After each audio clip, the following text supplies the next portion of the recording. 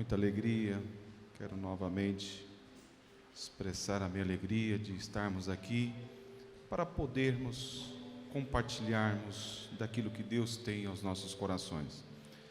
A todos os nossos irmãos que já estão aqui, sentadinhos para ouvir, e aqueles que estão pelo YouTube, que Deus abençoe a cada um dos irmãos que estão assistindo pela live do YouTube. Aqueles irmãos que ainda não se inscreveram, se inscreva. AD Belém Penha. Nós queremos chegar a 1000 inscritos para poder, já estamos fazendo a transmissão, mas nós queremos fazer com mais qualidade. Os irmãos nos ajudem. Também tem o YouTube do pastor Marco Lopes. Deus colocou no meu coração uma palavra, e essa palavra é sobre missões. Nós hoje temos o culto de missões. Todo mês fazemos um culto e incentivamos os irmãos a fazer missões. E o Senhor colocou uma palavra ao meu coração: o Espírito Santo de Deus que impulsiona a igreja para crescer. Quando vemos a história da igreja, Jesus, ele, através de uma confissão de Pedro, quando Jesus pergunta: que dizem os homens ser o filho do homem? Faz uma pergunta. E eles disseram: uns diz ser João Batista, outros Elias, outros Jeremias, um dos profetas. Aí disse-lhes eles: e vós, que dizes quem eu sou? Perguntando Jesus para os seus discípulos. E Simão Pedro logo responde, disse: tu és Cristo, o Filho de Deus vivo. E Jesus, vendo a resposta de Pedro, Mateus capítulo 16 em diante, disse Jesus respondendo: bem-aventurado é tu, Simão Barjonas, porque não foi carne e sangue que te revelou, mas o meu Pai que estás no céu. Pois também eu te digo que tu és Pedro, e sobre esta pedra edificarei a minha igreja, e as portas do inferno não se prevalecerão contra ela.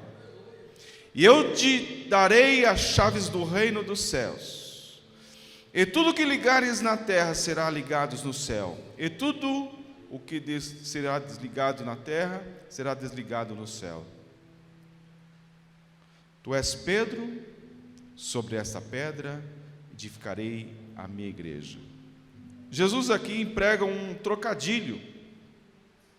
Ele chama o seu discípulo de Pedro, que significa uma pedra pequena.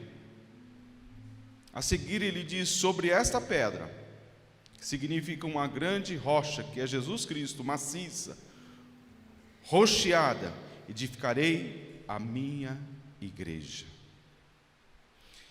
E eu darei as chaves do reino dos céus, e tudo que é ligado na terra será ligado nos céus, e tudo que será desligado na terra será desligado no céu. Jesus prega o seu evangelho, prega a palavra, os seus discípulos estão pregando, fazendo a sua vontade. Determinado tempo que foi por Deus dele estar aqui, morreu na cruz do Calvário. Ao terceiro dia ressuscitou dentre os mortos. Ficou um tempo aqui e foi para o céu. Mas os seus discípulos ficaram e tinha algo para fazer. E a Bíblia diz que eles pregavam a palavra. E eles estavam, Jesus falou: olha, eu vou para o meu Pai, mas eu não vou deixar vocês órfãos, eu não vou deixar vocês de qualquer maneira. Eu vou deixar o Espírito Santo, o Consolador, o ajudador, aquele que vai interceder por mim ao Pai. E o Espírito Santo de Deus é quem está no meio da igreja. É o Espírito Santo de Deus que comanda a igreja. É o Espírito Santo de Deus que envolve a igreja. É o Espírito Santo de Deus que dá o crescimento à igreja. É o Espírito Santo que está trabalhando e falando ao meu e ao seu coração nesta noite. É o Espírito Santo que nos revela. É o Espírito Santo que fala, que nos avisa, que nos direciona. Jesus fala: olha, eu vou para o meu Pai, mas eu vou mandar o Consolador, aquele que vai te ajudar. Agora imagine, quem sabe, a Bíblia diz que os pescadores, aqueles discípulos de Jesus, quando viu que Jesus tinha morrido, ressuscitado, foi para o céu, estavam desanimados. Mas havia uma profecia que Deus ia derramar do seu Espírito sobre todas as carnes. Joel profetizou, e eles estavam esperando. A Bíblia nos diz no livro dos Atos dos Apóstolos que eles estavam esperando o cumprimento desta profecia. E houve ali uma festa, a festa do dia do Pentecoste. Estavam reunidos muitos naquele lugar. E a Bíblia diz que de repente veio do céu um som como de um vento veemente e impetuoso. Encheu toda a casa em que estavam assentados. E foram vistos por eles línguas repartidas como de fogo, a quais pousava sobre cada um deles. E todos foram cheios, mais cheios do Espírito Santo. E a Bíblia diz que eles não se continham e começaram a falar em outras línguas conforme o Espírito Santo lhe concedia que falasse. Só que em Jerusalém estava habitado judeus, os varões religiosos de todas as nações que estavam debaixo do céu. E correndo aquela voz, imagine, gritaria, homens, mulheres cheios do Espírito Santo. E a Bíblia diz que eles se ajuntaram para ver aquilo. E quando eles chegaram perto, se pasmavam, e todos pasmavam e se maravilharam, dizendo uns aos outros: pois que não são galileus todos estes homens que estão falando? Como, pois, os ouvimos cada um na nossa própria língua em que somos nascidos? Partos, medos, elamitas, e os que habitam na Mesopotâmia, e Judéia, e Capadócio, e Ponto e Ásia, e Frígia, Panfília, Egito, partes da Líbia, junto a Cirene, e os forasteiros romanos, tanto judeus como prosélitos. Aqueles irmãos estavam cheios, tão cheios do Espírito Santo. E eles eram judeus. Mas o Espírito Santo falou: agora vocês vão falar italiano, para que os italianos que estejam aí entendam o que eu quero fazer na vida deles, porque eu tenho um propósito.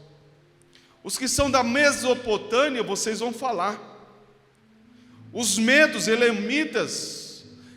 Agora imagine aquelas pessoas olhando e falando: olha, você já viu testemunho de pessoas que quando o Espírito Santo usa alguém para falar com a pessoa é alemã, é dos Estados Unidos, é da China, não importa o país, mas quando Deus usa alguém, o Espírito Santo usa, a pessoa não precisa falar o chinês, não precisa falar a língua daquela pessoa, o alemão, mas o Espírito Santo falava através da língua que eles podiam observar e entender. Sabe o que é isso? Era Deus já trabalhando para o crescimento da igreja. Aquelas pessoas estavam de passagem ali naquela cidade. Eles estavam ali naquela festa, mas eles pôde ouvir e sentir o poder de Deus. E eles chegaram, eles começaram a se interessar, porque eles viram a grandeza de Deus, porque eles falavam nas línguas que eles tinham a sua natureza. E todos se maravilhavam e estavam suspensos, dizendo uns aos outros: o que é isso? O que quer dizer isso? E no meio tinha uns que zombavam, diziam: estão cheios de monstros, estão bêbados. Mas eles estavam cheios da graça e do poder de Deus. Imagine, irmãos, aqueles quase 120 irmãos cheios do poder de Deus, a infusão do Espírito Santo, a descida do Espírito Santo. Eles foram cheios porque Deus mandou, e a Bíblia diz que línguas repartidas como fogo desciam o Espírito Santo. Línguas repartidas como fogo repousava sobre eles. Depois de tudo isso, algumas pessoas começaram a zombar daquele povo. Imagine, algumas entenderam, havia uma multidão muito grande, e aí começam: estão bêbados, estão fora do seu juízo, porque línguas estranhas, se não tiver interpretação, ninguém entende, só aquele que está no Espírito. As línguas estranhas é para a sua própria edificação. Quando Deus quer falar com alguém e usa alguém com línguas estranhas, e se há necessidade, existe um dom que se chama interpretação de línguas. E eu já vi isso, pessoas falando em línguas e Deus interpretando para que a igreja saiba o que é que Deus está falando. Mas às vezes, irmãos, vocês já perceberam que tem culto, que tem muitos irmãos falando em línguas estranhas, e alguém entra e fala assim: o que está acontecendo no meio desse povo? Eu não estou entendendo nada. Isso aí é a manifestação de Deus no meio do povo. É a manifestação de Deus, porque nós nos alegramos no Espírito Santo. E há pessoas que não entendem isso. A manifestação do Espírito Santo. E a Bíblia diz que depois que Pedro ouve a zombaria, se tivesse microfone, ele pegaria o microfone, mas foi num gogó mesmo. Começou a pregar, fez um discurso mostrando aquilo que Deus estava fazendo naquele momento. Olha, é uma promessa de Deus na vida desses irmãos. É uma promessa de Deus a infusão do Espírito Santo. E a Bíblia diz que se ajuntaram quase 3.000 almas e aceitaram a Jesus. O Espírito Santo começa a dar um impulsionamento à igreja. E a Bíblia diz que as portas do inferno não prevalecerão contra a igreja. E às vezes, irmãos, o inimigo tenta de tantas formas,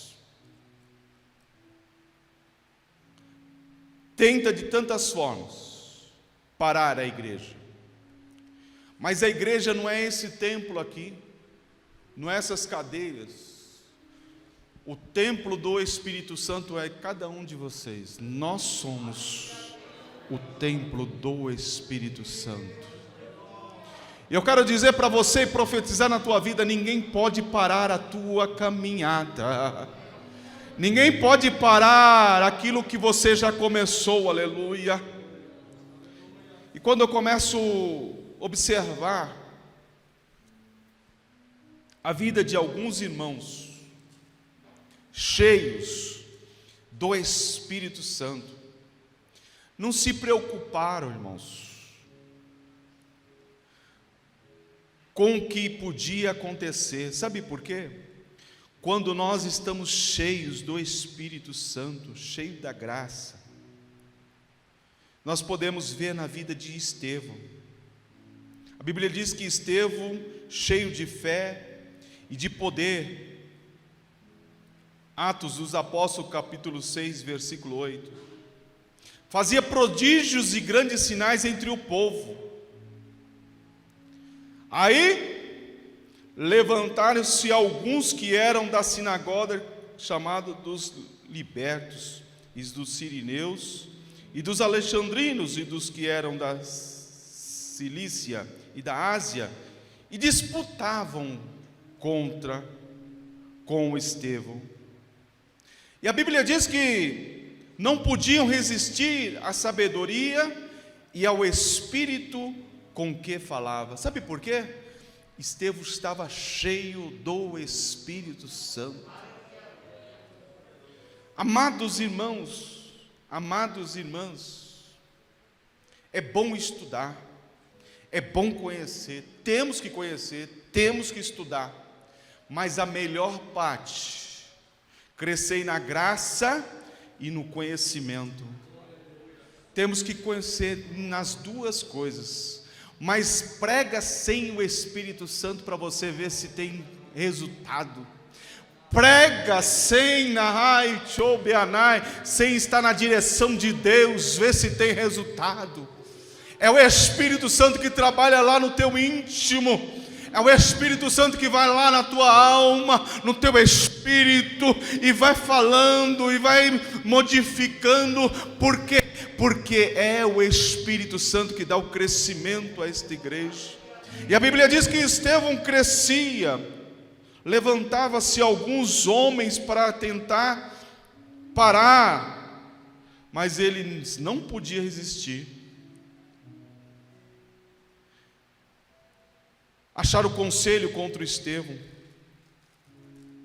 acharam razões, e a Bíblia diz que ele foi diante das autoridades, diante dos magistrados, e não conseguiram achar nele nada que pudesse tirar aquilo que o Espírito Santo colocou na sua vida. Mas levantaram falsos testemunhos, porque quando alguém, irmãos, quer atrapalhar, levanta até falso testemunho, mas quando o Espírito Santo está na frente da igreja, a igreja vai avante, a igreja vai marchando, aleluia. A igreja vai avante, porque esta igreja não é minha e nem é sua. As portas estão abertas, porque o Senhor tem nos dado graça. E a Bíblia diz que Estevão está pregando, está ali com aqueles homens falando, e eles não conseguiam conter. E a Bíblia diz que chegou um momento que julgaram ele, falaram: vamos apedrejar. Esta é a sentença. A Bíblia nos diz no Atos dos Apóstolos, capítulo 7, depois de tudo que ele falou, 53, vós que recebeste a lei por ordenação dos anjos e não o guardaste, e ouvindo eles isto, enfureciam-se em seu coração, aqueles que acusavam a Estevão, e rangiam os dentes contra ele, porque não tinham caso, não tinham argumentos para estar diante de Estevão. Por quê? Porque Estevão estava cheio do Espírito Santo. Mas ele estava como? 55, cheio do Espírito Santo. E a Bíblia diz que, fixando os olhos ao céu, viu o quê? A glória de Deus, e Jesus estava à direita de Deus, aleluia. Aí ele fala para aqueles homens: olha, estou olhando para o céu, estou vendo a glória de Deus, estou vendo Jesus, aleluia, está à direita de Deus. E disse: eis que vejo os céus abertos, e o Filho do Homem, que está em pé, à mão direita de Deus. Mas eles, aqueles que acusavam ele, gritavam com grande voz, tampam os ouvidos, e arremete unânimes contra ele, expulsando-o da cidade. E sabe o que fizeram? Apedrejaram, e as testemunhas dispuseram as suas vestes aos pés de um jovem chamado Saulo, e apedrejaram a Estevão, que em invocação dizia: Senhor Jesus, recebe o meu espírito. E pondo-se em joelhos, clamou com grande voz: Senhor, não lhe impute este pecado. E tendo dito isto, adormeceu. Vale a pena ser crente? Vale sim, porque ele morreu pelo Evangelho. Ele morreu pregando o Evangelho. É o primeiro mártir da história da igreja. Esteve cheio do Espírito Santo, cheio da graça de Deus. E agora este homem, Saulo, que ainda não estava convertido ao Evangelho, que tinha cartas para matar os cristãos, estava ali vendo a morte de Estevão. Mas a Bíblia diz que Paulo era um vaso escolhido por Deus. Deus escolheu Paulo para ganhar os gentios. A Bíblia diz que Deus, todos conhecem a história e sabe, Paulo ficou cego, foi curado, viu Jesus, recebeu o apostolado de Jesus, começou a pregar o Evangelho de Cristo. Antes batia, antes maltratava, antes açoitava, antes apedrejava, antes fazia o que queria com crente. Agora é crente, agora tem que sofrer, ver e crer que Jesus é o mesmo ontem, hoje, eternamente. Agora Paulo se converte ao cristianismo. Paulo entende aquilo que Jesus veio fazer na terra.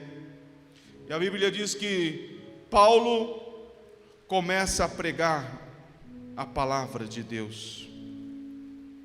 Em um determinado momento,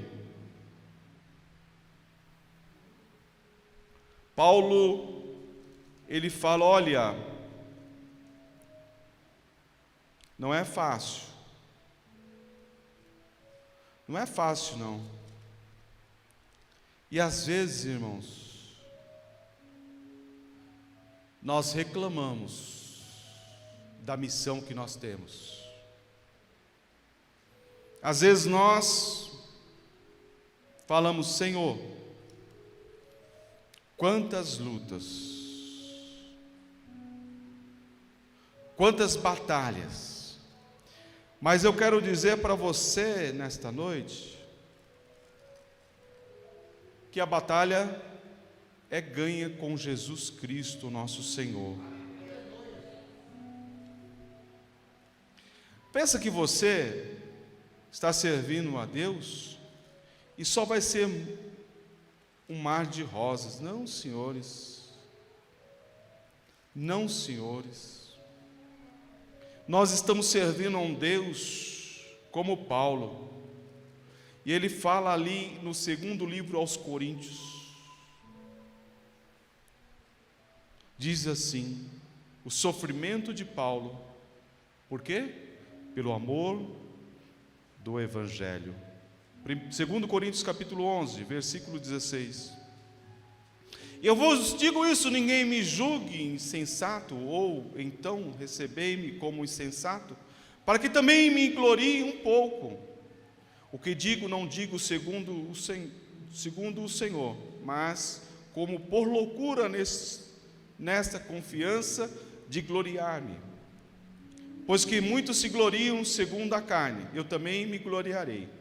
Porque sendo vós sensatos de boa mente, tolerais os insensatos, pois sois sofredores. Se alguém vos põe em servidão, se alguém vos devora, se alguém vos apanha, se alguém se exalta, se alguém vos fere no rosto, envergonhado digo, como se nós fôssemos fracos. Mas no que qualquer tenha ousadia, como insensatez falo, também eu tenho ousadia. São hebreus? Também eu. São israelitas? Também eu. São descendência de Abraão? Também eu. São ministros de Cristo? Falo como fora de mim. Eu ainda mais, olha aí o que Paulo fala, em trabalhos. Mas não é só em trabalhos que eu vou estar, muito mais em açoites, mais do que eles. Mas também vou estar em prisões, muito mais em perigo de morte, muitas vezes. Olha, irmãos, Paulo dizendo, recebi dos judeus 5 quarentenas de açoites, menos um. Olha aí, 5 quarentenas de açoites, menos um. 3 vezes fui açoitado com varas. Quem apanhou de vara sabe que dói, é duro. Antigamente, hoje as crianças não sabem o que é vara. A Bíblia diz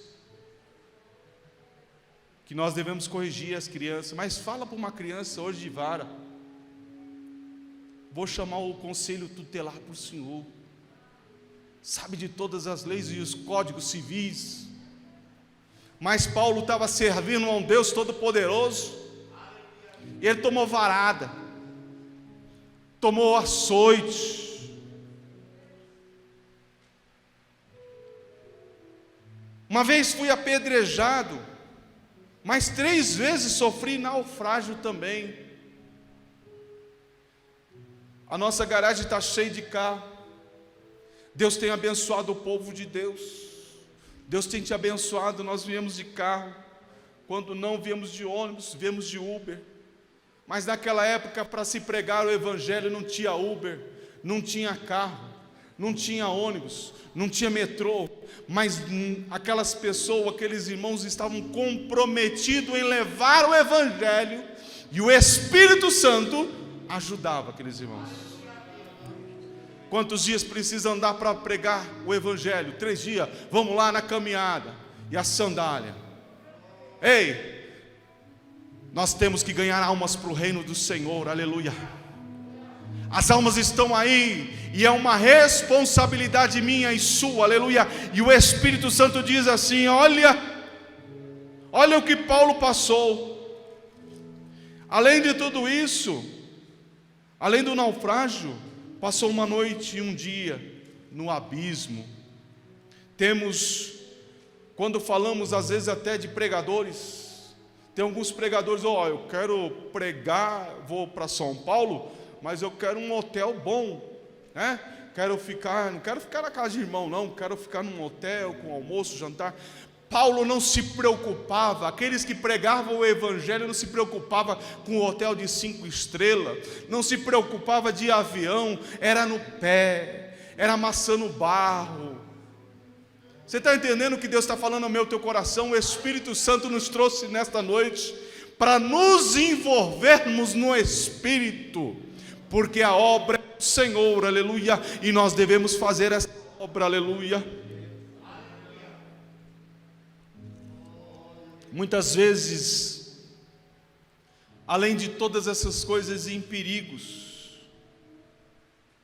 porque eu tenho que atravessar rios, em perigos de salteadores, pessoas querendo me assaltar, tirar aquilo pouquinho que eu tenho, em perigos da minha nação, em perigos dos gentios, em perigos das cidades, em perigos do deserto, em perigos do mar, em perigos entre os falsos irmãos, em trabalhos, fadigas, em vigílias, muitas vezes pregar com fome, com sede, em jejum, muitas vezes no frio, na nudez.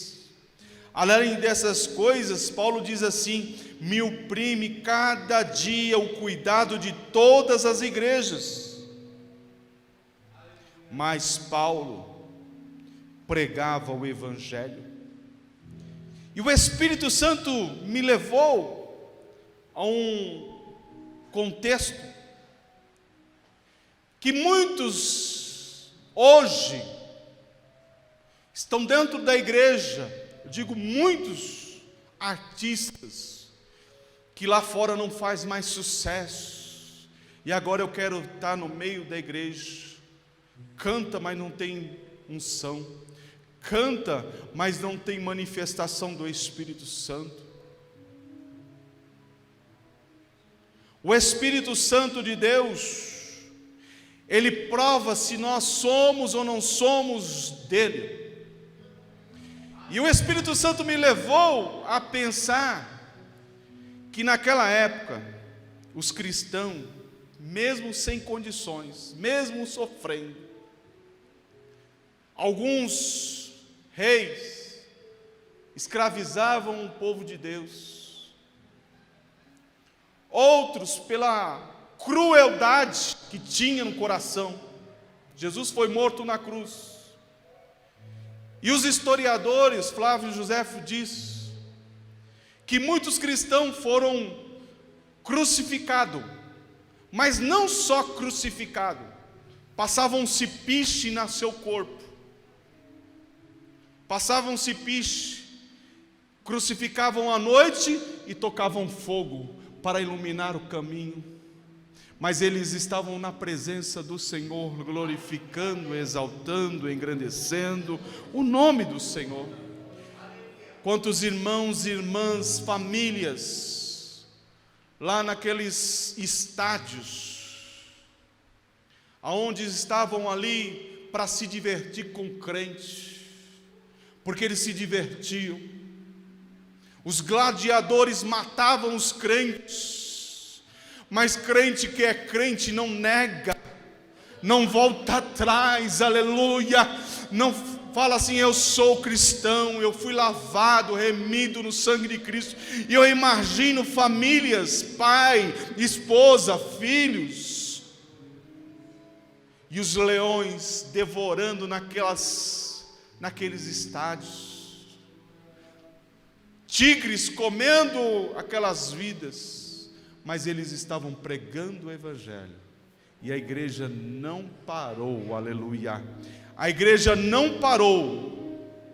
E a pergunta hoje é: será que se acontecesse isso, muitos já não vinham mais para a igreja? Muitos já não vinham mais para a igreja. Que governador falou que quem for para a igreja vai ser comido por leão? Vou nada.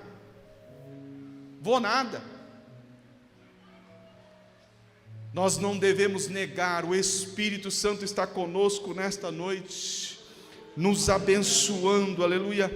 E quando nós pensamos num avivamento, em 1906, no estado de Los Angeles, Califórnia, liderado pelo William Joseph, um pastor negro,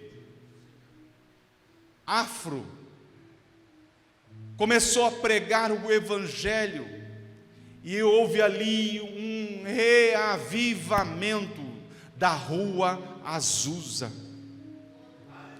uma igreja simples, sem banco, um puleiro, mas os irmãos cheios do Espírito Santo.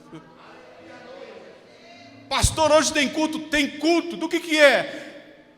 Porque muitos procuram hoje culto de empresário, culto de revelação, culto do reteté, culto disso, daquilo, de família, disso, daquilo.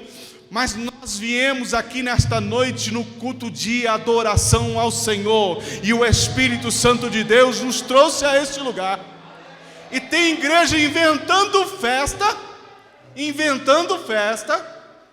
para trazer as pessoas para dentro da igreja. Entra como da maneira que veio, sai da maneira que veio, porque o Espírito Santo não trabalhou, o Espírito Santo não moveu naquele lugar. Mas quando há uma moção, um renovo, quando o Espírito Santo trabalha na vida, há um renovo.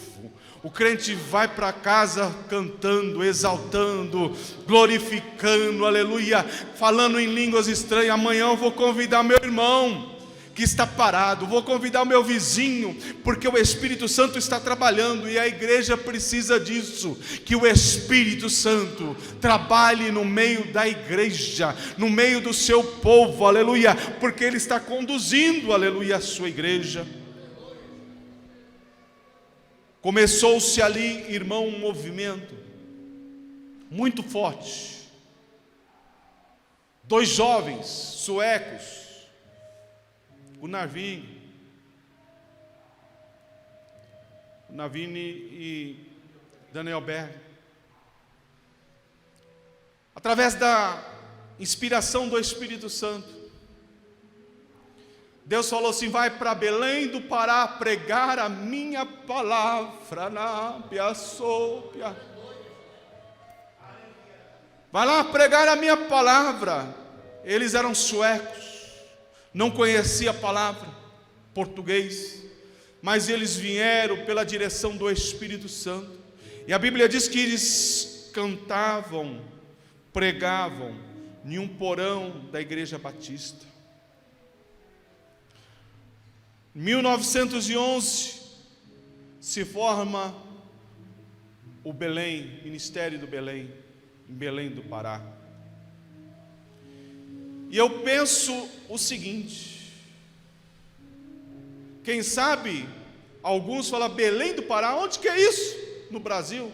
São Paulo conheço, capital era o Rio eu conheço, mas Belém do Pará, tem uma irmã que é do Belém do Pará, está congregando conosco, não é isso, irmã? Estivemos ali no Belém do Pará ano passado. Mas imagine o que Deus fez através desses 2 homens. Começou a pregar o Evangelho, e tinha uma mulher ali, canela de fogo, do círculo de oração, que começou também a ajudar aqueles irmãos a orar, e o Espírito Santo foi se espalhando como fogo. E você pensa que eram igrejas grandes catedrais. Hoje tem uma grande catedral em todos os estados de São Paulo. Não tínhamos igreja grande como essa, confortável. Eram igrejas pequenas. E eu sirvo ao Senhor há 52 anos, e eu me lembro que alguns anos atrás você ia pregar, você ia nas igrejas, os vizinhos jogavam pedra em cima dos telhados, quebrava os telhados da igreja, jogava pedra nos vidros, porque não gostava de crente. Hoje existe um movimento gospel, dizendo que é crente, mas nós somos lavados, remidos no sangue de Cristo Jesus, e Deus quer que o Espírito Santo esteja trabalhando na minha e na sua vida, aleluia, que nós possamos nos despertarmos a ganhar almas para o reino do Senhor, que nós possamos despertarmos, irmãos, e voltarmos a ganhar almas. Pastor, isto é missão? Sim. O nosso objetivo na igreja não é só vir, sentar, cantar, ministrar, louvar, não. O ide da igreja é ganhar almas para o reino do Senhor. Ide, pregai o Evangelho. Ide é eu e você que temos que fazer, e temos a responsabilidade de ganharmos almas para o Senhor. Que nesta noite o Espírito Santo de Deus que está aqui possa te impulsionar, porque a igreja é do Senhor. A igreja é do Senhor. Como o nosso irmão Manuel falou que fez um curso, e eu fiz um curso também de missão, e eu me surpreendi com aquilo que aqueles irmãos nos ensinaram. Que não adianta eu fazer grandes eventos e grandes megas eventos, que eu não vou conseguir ganhar tantas almas. Você vai ganhar alma como formiguinha. Você vai convidar o seu vizinho, seu esposo, sua esposa. Você vai convidar o seu primo. É a maneira mais fácil de ganharmos alma. Convidando. Pastor, eu não tenho como pregar. Traz ele aqui, que nós temos aqui um grupo de obreiros, irmãos e irmãs que pregam a palavra. Traga, fala de Jesus. Mostra que eles precisam de Jesus. E muitas pessoas nem sabem, porque não fala que é evangélico. Mas abra sua boca, pregue a palavra do Senhor. Seja um instrumento de Deus, que o Espírito Santo quer usar a tua vida para ser um evangelizador. É o Espírito Santo que dá o crescimento a esta igreja. Como naquela época aquela igreja foi dispersa, foi perseguida, mas cresceu. Quando nós estamos acomodados, quando nós não temos objetivos, parece que nós não crescemos. Mas quando alguém começa a perseguir a igreja, quando alguém começa a torturar os irmãos, a igreja em si, a igreja começa a orar mais. Foi o que nós fizemos hoje de manhã, oramos. A igreja começa a buscar mais a face do Senhor. A igreja começa a mais buscar o Espírito Santo. A igreja começa a buscar os dons do Espírito Santo. Porque tem pessoas que nem mais procuram o Espírito Santo. E nessa madrugada eu estava pedindo ao Senhor, fala: Senhor, eu quero mais alguns dons do Teu Espírito Santo, para poder fazer a Tua obra. E às vezes nós não pedimos mais. Tem um dom da profecia, tem um dom da revelação, tem um dom da ministração, tem um dom da palavra, tem um dom de cura. Deus tem um dom de milagre, e é o Espírito Santo que vai distribuir a igreja. Nesta noite, o Espírito Santo conhece a tua vida, e Ele fala: eu quero usar a tua vida como instrumento. Alguns bancos estão vazios ainda, vai vir as poltronas, mas nós precisamos encher, e eu e você que vamos fazer esse trabalho, vamos convidar, vamos trazer as pessoas para ouvir a palavra de Deus. Quantos podem dizer amém? Amém. Deus abençoe poderosamente a sua vida.